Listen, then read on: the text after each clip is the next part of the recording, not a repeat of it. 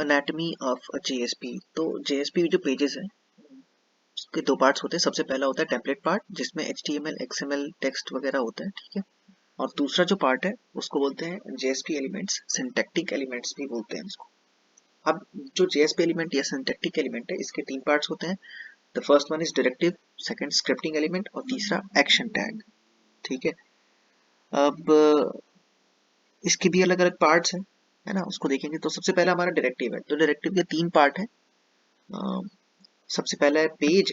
तो पेज हम तब यूज करते हैं पेज डायरेक्टिव जब हमें किसी भी एक क्लास को इंक्लूड कराना हो, है ना, या फिर हमें ये बताना हो कि उस पेज को, जेएसपी पेज को ट्रांसलेट कैसे करना है, उस केस में वी यूज पेज डायरेक्टिव, है ना। तो क्लास यूज कर सकते हैं या फिर एनकोडर वगैरह के बारे में जो भी इंफॉर्मेशन है उसको इंक्लूड करने के लिए। दूसरे में इंक्लूड, इंक्लूड किसी फाइल को इंक्लूड करना हो, किसी दूसरे कंपोनेंट को इंक्लूड करना हो जिसको we want to reuse that particular component, तो then we go for include directive. तीसरा टैगलिब।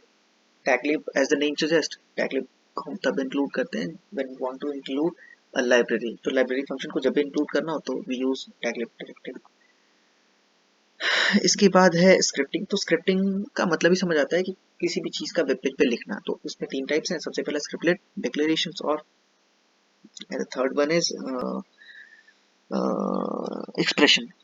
तो स्क्रिप्ट मतलब कि सबसे पहले वाले में ये है कि जावा का कोई भी piece of code when we want to include तो उसको स्क्रिप्टेड टाइप में लिखते हैं ऐसे सिंटैक्स सामने। डिक्लेरेशन में किसी भी एक वेरिएबल को डिक्लेयर करना हो तो वहां करते हैं स्क्रिप्टिंग एलिमेंट में। और तीसरा एक्सप्रेशन जो यहाँ पे विजिबल नहीं है पर हाँ है। तो एक्सप्रेशन जब भी किसी का आउटपुट लिखना हो तो उसको एक्सप्रेशन वाले में लिख देते हैं। तीसरा है action. Action simple as a name suggest, whenever we want to include rather I should say whenever we want to perform certain type of action we go for action tag. There are various type of action tags. सबसे पहला जैसे include है तो फिर से कुछ include कराना हो, यूज बीन। तो बीन क्या है, किसी भी bean is a software component which can be reused but need to be written only once. तो बीन को जब भी हम यूज करना चाहें we can go for action tag and use the syntax. ऐसे ही गेट प्रॉपर्टी, ऐसे ही सेट प्रॉपर्टी है और भी बहुत सारे हैं, ठीक है। फॉल बैक है, प्लग इन है, जब भी कोई प्लग इन इंक्लूड करना हो, बॉडी टेक्स्ट, तो मतलब कुछ भी जब एक्शन परफॉर्म करना हो, ठीक है। जीएफजी से भी देख लेते हैं कि आपको तो कुछ अलग मिल जाए। A simple JSP that contains JSP elements और टेम्पलेट टेक्स्ट, है ना। Everything on the page in dot JSP। जो भी JSP नहीं है उसको टेम्पलेट टेक्स्ट बोलते हैं, यानी ऊपर वाले जो पार्ट जो हमने यहाँ पे देखा था XML वगैरह, ये XML HTML text other output इन सबको बोलते हैं, ठीक है। टेम्पलेट वगैरह वगैरह, ठीक है। अच्छा, कोई जरूरी नहीं है कि JSP को HTML ही इंप्रूव करे, कोई भी मार्कअप लैंग्वेज यूज कर सकते हैं। That we can also use XML। तीन पार्ट्स हैं, ये कर लिया हम लोगों ने। चौथा पार्ट भी है किसी किसी JSP 2.0 में, चौथा पार्ट भी एक्सप्रेशन लैंग्वेज, उसके बारे में पढ़ेंगे। तो सबसे पहला है भाई डायरेक्टिव। डायरेक्टिव में पेज डायरेक्टिव है, बताया था मैंने कि इसको सेशन ट्रैकिंग के लिए या फिर बफरिंग के लिए, पेज डिपेंडेंट के लिए, कई लोग इसको ऐसे ही बोल देते हैं पेज डायरेक्टिव को JSP डायरेक्टिव, है ना। JSP डायरेक्टिव वो इंक्लूड करता है कि भाई which tells the web container how to translate, कैसे ट्रांसलेट कैसे करे उसको, है ना।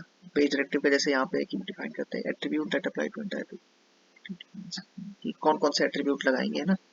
इंपोर्ट है, कंटेंट वगैरह जो भी है। अब डिफाइंस, है ना, use for importing a package, एक पैकेज को इंक्लूड करना हो, है ना, उसके लिए भी यूज करते हैं। एक्सेप्शन को हैंडल करता है, ये एट्रीब्यूट्स हैं। उसके बाद में we are not going into that much detail. उसके बाद इंक्लूड करना हो अगर कुछ भी, डायरेक्टिव में ही है भी, इसके से फाइल को इंक्लूड करना हो ड्यूरिंग ट्रांसलेशन फेज, है ना। और फॉर यूजिंग JSP पेजेस, कोई JSP पेज ऑलरेडी है उसको यूज करना चाहो। यहाँ टैगलिब में किसी लाइब्रेरी को इंक्लूड करना, कंटेनिंग कोई कस्टम एक्शन हो उसको डिक्लेयर करना, तो यहाँ पे यूज करते हैं। स्प्रिंग फ्रेमवर्क में काफी यूज करते हैं।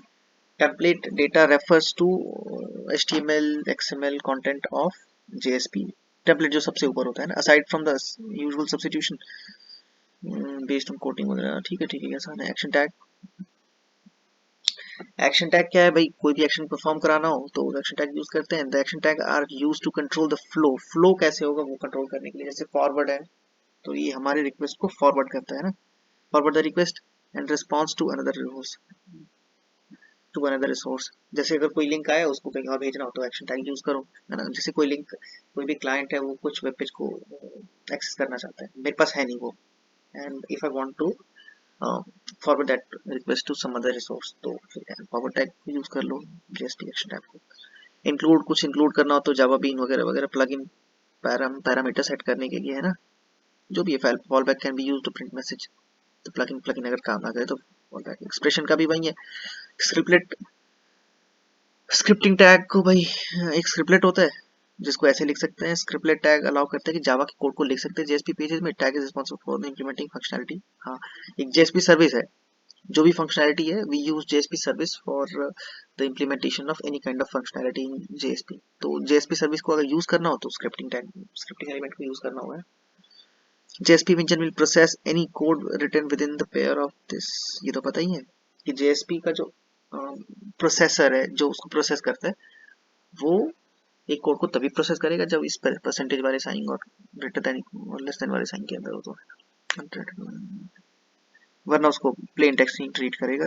तीन है डिक्लेरेशन में बता दिया सब कुछ, तो that's all now I guess.